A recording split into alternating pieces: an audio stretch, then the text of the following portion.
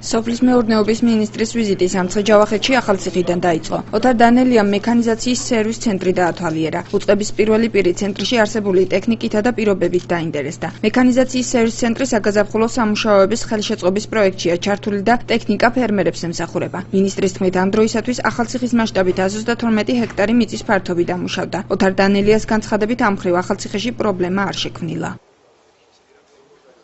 ჩვენ გვინდა გავესოთ ადგილზე სიტუაციას, თუ რამდენად მობილიზებულია ტექნიკა, რამდენად არის მზადყოფნა, მოგეხსენებათ უკვე დაწყებულია ცერემიწიან ფერმერთა საგაზაფხულო სამუშაოები, 250 ჰექტარამდე უკვე დამუშავებულია მიწის ფართობი, იმედია წელს დამუშავდება გაცილებით მეტი. თქვენ როგორც ხედავთ, ყველაფერი არის სრულ მზადყოფნაში, პარკი პრაქტიკულად გასულია და მუშაობს ყველა და შესაბამისად ვფიქრობთ, რომ იმდენად წელს არანაირი შეფერხების ადგილი არ ექნება.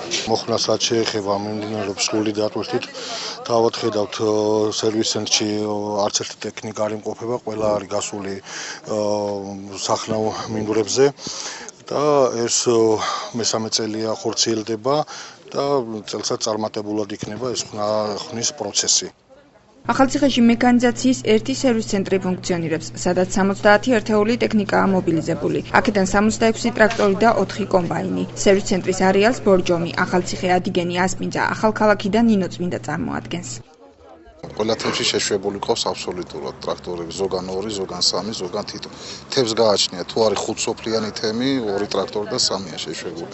თუ 2 სოფელი არის, მაშინ თავისთავად 1-ია შეშვებული. ამ ეტაპზე სახელმწიფო პროგრამით რაც არის დასაჩქარებელი, რამე თუ უკვე გლეხებს ეჩქარება საგაზაფხულო ხორბლის, შვრიის, ქერის დათესვა, უკვე ვადები გვიანდება და ყველა ცდილობს რომ რაც შეიძლება მალე დაამუშავოს მიწა.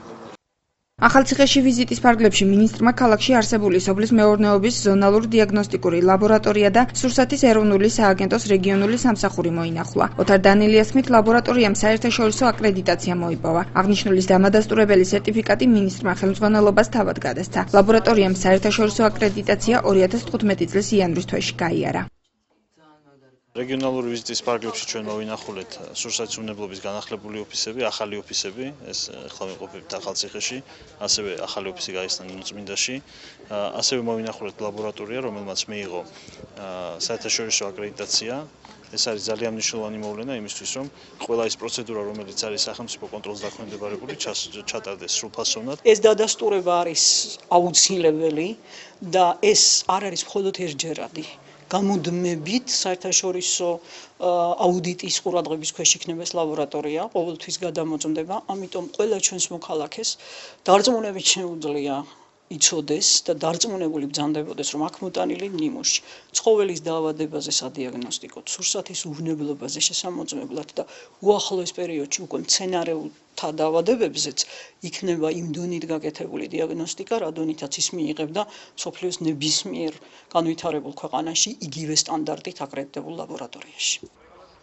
სოფლის მეურნეობის მინისტრი ახალციხის შემდეგ ასპინძის, ახალქალაქისა და ნინოწმინდის მუნიციპალიტეტებში ჩავიდა. ოთარ დანელიამ საწარმოები და კოოპერატივები დაათვალიერა და მათი მუშაობით დაინტერესდა. უწყების პირველმა პირმა სამცხე-ჯავახეთში ვიზიტი ნინოწმინდაში დაასრულა, სადაც მან სურსათის ეროვნული სააგენტოს რეგიონული ცენტრი გახსნა და გაერთიანებული სამელიორაციო სისტემების კომპანიის მიერ შესრულებული სამუშაოები მოინახულა.